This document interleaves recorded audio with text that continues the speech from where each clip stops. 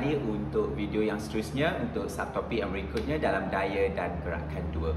Baik murid-murid, berdasarkan apa yang kita telah pelajari sebelum ini, kita dapati yang kita akan diberi beberapa daya ataupun mencari beberapa daya yang kemudian kita akan padukan sama ada ia dari arah yang sama ataupun arah yang berbeza, bercantum menghasilkan satu daya yang kita panggil sebagai daya paduan. Tetapi pada hari ini kita akan saksikan situasi yang berbeza. Sekiranya sebelum ia berpadu, kali ini ia berpecah. Apa yang dimaksudkan dengan berpecah? Sebagai contohnya orang yang sedang mesin rumput, okey, menggunakan mesin. Alright, kalau kita tengok mereka mengenakan daya hanya pada pemegang mesin rumput itu. Okey, hanya satu sahaja daya dikenakan. Dan kalau ikutkan logik, daya itu dikenakan ke bawah. Tetapi kenapa mesin itu bergerak ke hadapan? Sama juga situasinya kalau anda menolak troli di pasaraya. Bagaimana pula situasi kalau kita menarik kotak ataupun ada pertandingan dulu permainan kanak-kanak menarik daun upik ataupun menarik pelbagai bentuk objek di belakang kita. Semestinya objek tersebut lebih rendah daripada kita. Bila kita tarik, daya yang kita kenakan adalah ke atas. Tetapi kenapa objek itu bergerak pada paksi yang sama ke hadapan? Tidak mengikut arah tarikan tangan kita. Itulah tajuk yang akan kita bincangkan pada hari ini, iaitu leraian daya. Okey murid-murid sekalian, apa itu leraian daya? Leraian daya adalah satu proses meleraikan satu daya kepada komponen-komponen daya. Jadi di sini murid-murid patut dah dapat membezakan antara daya paduan dan leraian daya. Daya paduan, banyak daya berpadu menjadi satu. Leraian daya, satu daya kita leraikan kepada komponen-komponen daya. Dan jangan risau, untuk tajuk kita ini, komponen-komponen daya itu cuma ada dua sahaja yang kita namakan sebagai komponen daya mengufuk, okey, dan komponen daya menegak. Untuk memudahkan proses kita memahami mengufuk dan menegak ini, okey, mengufuk paksi X. So kita letakkan sebagai daya pada paksi X. Manakala komponen daya menegak is pada paksi Y. So kita letakkan sebagai Fy. Kaedah ini lebih mudah dipahami sama ada daripada buku teks, buku terujukan atau penerangan-penerangan yang diberi. Saya lihat contoh di sini murid-murid sekalian. Okey, terdapat satu kotak yang ditarik dengan satu daya F. Ianya ditarik pada satu sudut yang kita katakan sebagai theta, yang mana sudut ini adalah selari dengan permukaan yang kita tarik itu. Jadi diletakkan di sini dan diletakkan sebagai theta. Sekiranya diperlukan dalam exam, dia akan bagi sudut ini kepada awak. Okey, so daripada sini kita perlu lakukan proses leraian daya. Jadi apa yang saya buat? Saya keluarkan ini kepada sini. Alright, so kita ada satu daya yang diberi iaitu F. Alright, dan kita nak leraikan dia kepada dua komponen daya mengufuk iaitu di sini, ini, dan komponen daya menegak ke atas ini. So kita boleh anggap yang di sini adalah F X, yang di sini adalah F Y. Ingat, Fy dan Fx mesti berserenjang di antara satu sama lain, bersudut tepat di antara satu sama lain. Okey, nilai theta ini akan diberi kepada awak sekiranya diperlukan. Jadi, sekarang ni kita dah dapat gambar rajahnya, tapi untuk melihat dengan lebih jelas lagi, sebenarnya ia membentuk satu segi empat. Okey, tak sampai pula. Alright, sorry. Okey, dia membentuk satu segi empat. 90 darjah, 90 darjah, 90 darjah, 90 darjah. Yang mana Fx di sini samalah dengan daya di sini, Fy di sini samalah dengan daya di sini. Jadi sekiranya diberi hanya sudut ini saja, awak boleh mencari Fx, awak boleh mencari Fy. Okey, jadi daripada satu daya, kita leraikan dia kepada dua daya, iaitu komponen daya mengufuk dan komponen daya menegak.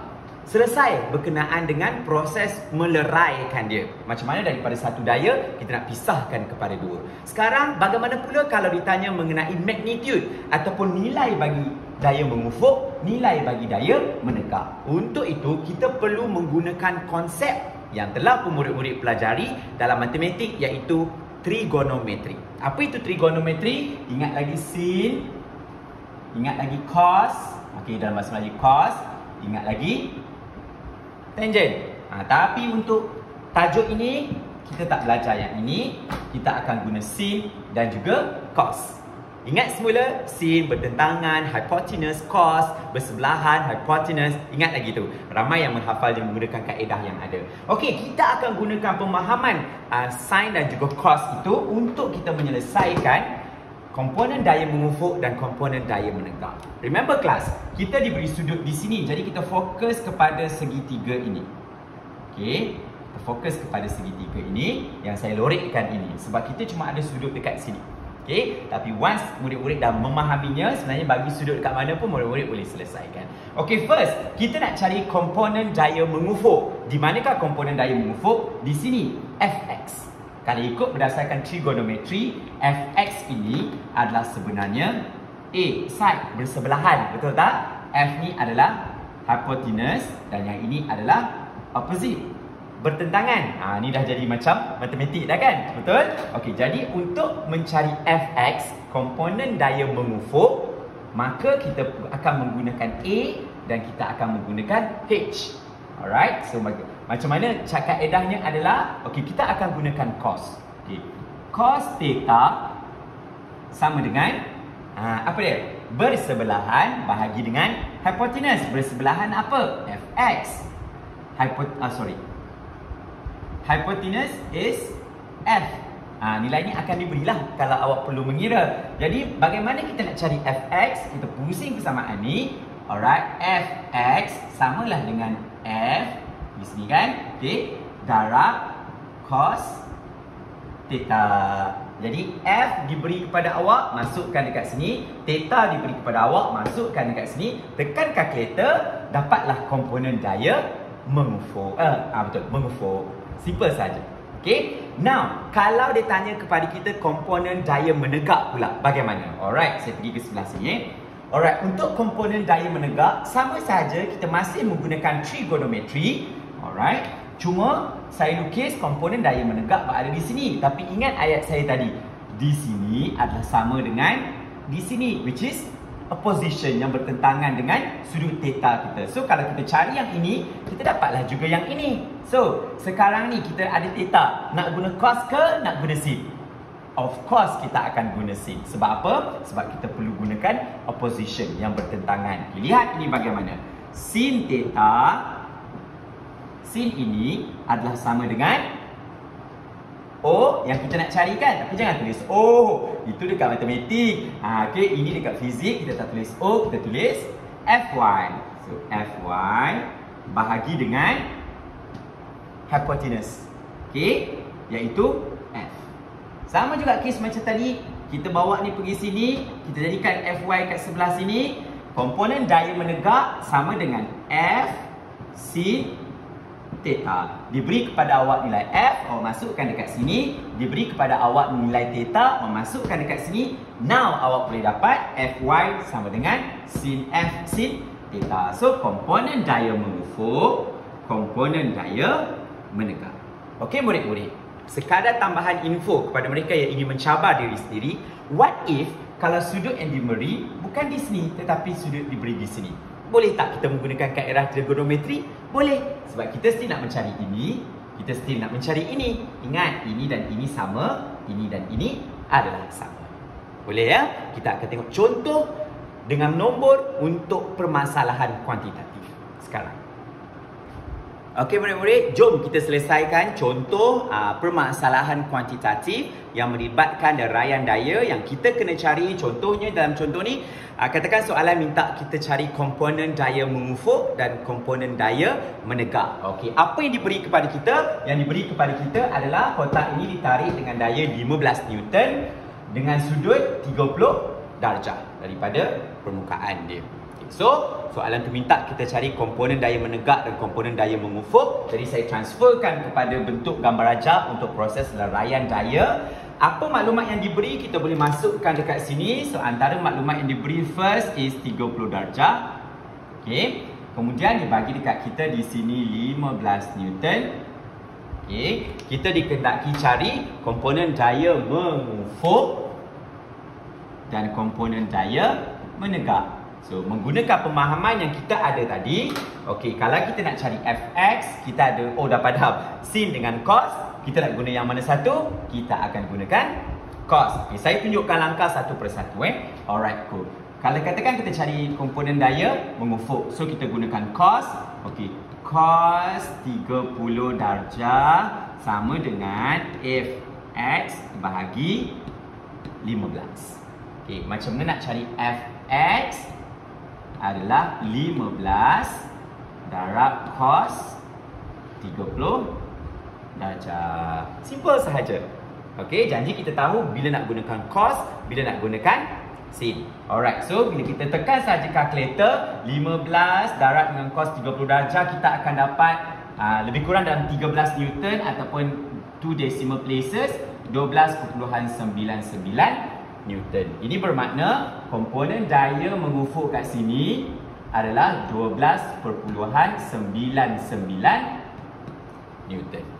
Okay, what about komponen daya menegak? Iaitu Fy. Okay, Fy kita selesaikan dekat sini pula Alright, so untuk Fy, kita nak cari yang ini, kita cari yang ini. So kita nak gunakan apa kalau dekat sini? Kita gunakan sin. Alright, sin 30 darjah sama dengan Fy yang kita nak cari bahagi dengan 15. So Fy sama dengan 15 sin 30 darjah. So tekan kalkulator, kita akan dapat 7.5 Newton. Okey, so saya tunjuk yang ke atas ni adalah 7.5 Newton. Okey, so sekarang ni nampak kita dah dapat daya yang macam kita dah belajar dalam daya paduan. Daya paduan kan tegak apa semua kan, berserenjang atas kiri kanan. So sekarang ni kita dah dapat. Soalan ni boleh kembang lagi. Tadi dia cuma tanya berapakah magnitude untuk komponen daya mengufuk, berapakah magnitude untuk komponen daya menegak. Dia boleh juga tanya berapa daya bersih untuk kotak ini berapa, ataupun daya paduan dia berapa. So awak dah tahu yang ke depan 12.99.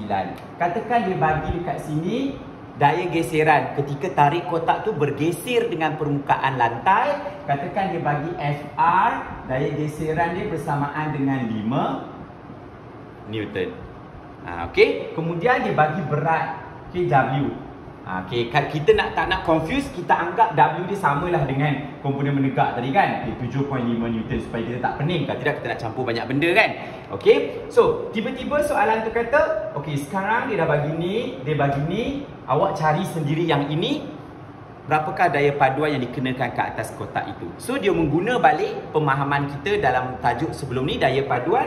Bagaimana cara dia? Yang ini dengan yang ini cancel each other. So 12.99 tolaklah dengan 5. So dapatlah jawapan. Itulah daya paduan. So nampak bagaimana combination antara leraian daya kita boleh dapat untuk selesaikan daya paduan yang ada pada kotak tersebut. Since dah dapat daya paduan, apa lagi soalan dia boleh tanya? Dia boleh tanya tentang hukum gerakan Newton kedua.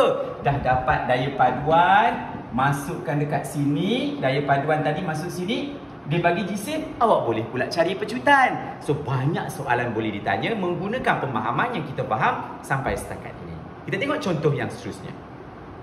Murid-murid, contoh yang kedua. Okay, kalau tadi kita buat kotak ini ditarik, sekarang kita buat kotak ini ditolak. Jadi arah dia agak berbeza lah. Okey, so apa yang diberi? Yang diberi adalah ianya ditolak dengan daya 10 Newton pada sudut 40 darjah. So kita transfer kepada raja yang lebih senang kita untuk menentukan daya, komponen daya mengufuk dan komponen daya menegak. So 10 Newton dikenakan di sini. So komponen daya menegak di sini, komponen daya mengufuk di sini. Bila kita buat segi 4, kita tahu menegak di sini dengan menegak di sini, mengufuk di sini nilai dia sama, menegak di sini dan menegak di sini nilai dia sama. Okey, so sudut diberi 40 darjah dekat sini. So jom kita selesaikan sama macam tadi, kita menggunakan trigonometri. Kita try komponen daya mengufuk. Fx lebih dahulu. Kita nak cari Fx. So Fx di sini, so kita cari dekat sinilah. So kita nak cari fx kat sini, fx kat sini, kita ada sudut 40 darjah. Okey, ini bersebelahan, ini bertentangan, ini hipotenus. So kalau bersebelahan dengan hipotenus, kita pakai sin ataupun cos. Yes, kita akan pakai cos. So fx sama dengan f cos theta. Okey, saya tak tunjuk dah lah trigonometri punya persamaan tadi So f dia berapa? F dia 10. Cos theta, cos berapa? Cos 40 darjah. So bila you selesaikan tu fx, you akan dapat 7.66 Newton. Okey, so dia arah ke sana, maksudnya komponen daya mengufuk yang dikenakan pada kotak ini adalah 7.66 Newton. Itulah jumlah daya yang dikenakan ke atas kotak itu secara mengufuk. Okey, sekarang menegak pula. Okey, menegak dekat sini. Kita perlu cari kat sini sama je nilai dia, tapi dalam kes ni dah tak payah pening yang ni sebab memang sudut ini adalah berkenaan dengan segitiga ni dan dia kena dengan bahagian fy ini. So fy, terlampau rapat mungkin, fy, so fy mana? Sini bertentangan, opposite. Alright, hypotenuse, so kita pakai sin. Okey, f sin theta. So F dia berapa? 10 Newton. Sin dia berapa? Sin 40 darjah. So bila kita kira, kita dapat 6.43 Newton. Di manakah 6.43 Newton? Ke bawah macam tu, 6.43 Newton. Okay, so nampak tak? Daripada satu daya, kita dah leraikan dia kepada dua. Komponen daya mengufuk dan komponen daya menegak. Kita tengok contoh yang ketiga. Okey, kita pergi ke contoh yang ketiga. Kali ini berbeza sikit. Imagine gambar ini adalah aerial view, pandangan daripada atas. Okey, yang mana terdapat satu troli yang ada roda. Okey, ditarik oleh dua orang contohnya, dan setiap orang itu mengenakan daya sebanyak 50 Newton, 50 Newton, dan sudut di antara kedua-dua orang ini adalah 40 darjah, dan sudut antara seorang dengan paksi tengah dan yang ini dengan paksi tengah adalah sama, iaitu 20 darjah, 20 darjah. Okey, dan ketika mereka menarik troli ini, beban yang dikenakan, daya geseran yang dikenakan adalah sebanyak 30 Newton. So sekarang ni kita nak selesaikan soalan ini, tanya tentukan daya paduan. Okey. So bila dah macam ni, dia kata tentukan daya paduan, kita kena patah balik kepada apa yang kita belajar sebelum ini. Bila kita tengok pasal daya paduan, kita kena tahu arah gerakan dia macam mana. Dia tarik ke arah sini. Jadi maksudnya kita hanya bermain dengan paksi yang mengufuk. Jadi kita hanya perlu kira komponen daya mengufuk. Komponen daya menegak kita tak perlu kira. Sebab apa? Sebab troli ini bergerak dalam keadaan yang mengufuk. Cuma berapakah nilai komponen daya mengufuk yang ada dekat sini? Pendek kata, kita kena cari fx dekat sini. Right? Dapat nilai fx ni, belum jawapan ni lagi sebab kita kena tolak dengan 30 sebab itu daya geseran. Itulah daya paduan. Cuma sekarang ni kita nak cari fx dekat sini. Okey, bagaimana caranya? Alright. Kalau ikutkan contoh-contoh yang tadi, semua saya tunjuk gambar rajah meleraikan daya pada tempat yang berbeza. Sekarang ni sebenarnya kita boleh lukis sahaja dekat sini untuk kita dapatkan kita punya gambar rajah untuk leraian daya. Begitu. Okay, alright. Okay, so ini adalah paksi menegak, ini adalah paksi mengufuk, ini adalah paksi menegak. So dalam kes ini kita ada 20 darjah. Okay, saya tetaplah buat yang titik-titik-titik tu, takut awak tak nampak gambar rajah dia. Alright. Sorry, sini. Saya dah terlebih dah tu. Okay, let me padam dulu, takut nanti awak confused. Okay, alright. Okay. Samalah macam gambar rajah tadi, cuma dalam keadaan orang kata pada gambar itu sendiri pun kita boleh lukis sebenarnya. Alright, so ada dua orang, maksudnya kita kena cari kedua-duanya. Maksudnya komponen daya mengufuk untuk orang yang atas, yang sini, tak boleh kata atas orang yang pertama, dan komponen daya mengufuk untuk orang yang kedua, dan kita kena gabungkan kedua-duanya sebab mereka berpadu menjadi satu komponen daya mengufuk. So di sini ada leraian daya, ada daya paduan. Okey, kita kira untuk yang atas dulu. Okey, orang yang atas ini Alright, so komponen daya mengufur dia Fx adalah arah sini. Alright, 50 sini. So kita guna cos ataupun sin. So Fx sini, Fx dia adalah bersebelahan. So kalau bersebelahan kita guna cos. Very good. So Fx untuk orang yang atas ni sama dengan berapa? 50 cos 20 darjah. Dapat jawapan. Sorry, saya tak kira siap-siap. Yang lain semua saya kira siap-siap. Alright, so 50 cos 20, kita akan dapat 46.98 Newton. 46.98 Newton. Inilah komponen daya mengufuk untuk orang pertama. Sekarang komponen daya mengufuk untuk orang yang kedua pula. Okey, so Fx dia. Okey, sama juga.